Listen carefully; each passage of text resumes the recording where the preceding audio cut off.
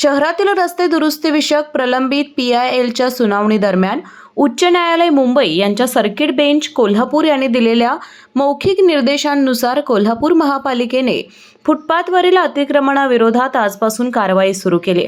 या कारवाईत CPR चौक ते खानविलकर पेट्रोल पंपापर्यंतच्या रोडवरील सामासिक अंतरातील 12 व्यावसायिक शेडवर कारवाई करून ते निष्कासित करण्यात आले आहेत.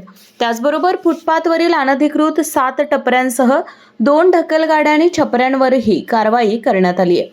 सामासिक अंतरातील व्यावसायिक शेडधारकांना महापालिकेच्या नगररचना विभागाने यापूर्वी नोटिसा दिल्या होत्या. या कारवाई दरम्यान सकाळी प्रशासक के मंजुलक्ष्मी यांनी जैन बोर्डिंग परिसरात अतिक्रमणाच्या कारवाईची स्वतः पाहणी केली. सदरची कारवाई 2 JCB 2 डंपर अतिक्रमणाच्या गाडीद्वारे करण्यात आली.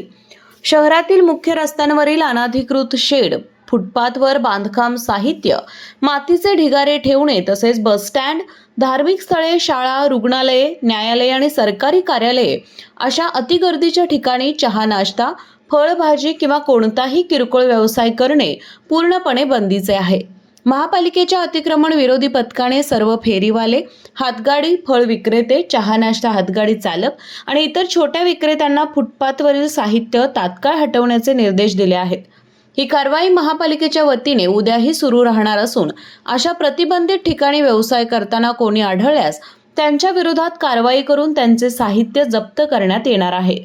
यावेळी अतिरिक्त आयुक्त शिल्पा दरेकर, रविकांत अडसूळ, उपायुक्त पारितोष कंकाळ, किरण धनवाडे, शहर अभियंता रमेश मस्कर, उपशहर रचनाकार NS पाटील, उपशहर अभियंता सुरेश पाटील, निवास पवार, महादेव फुलारी, इस्टेट ऑफिसर विलास साळोखे आणि अधिकारी कर्मचारी उपस्थित होते.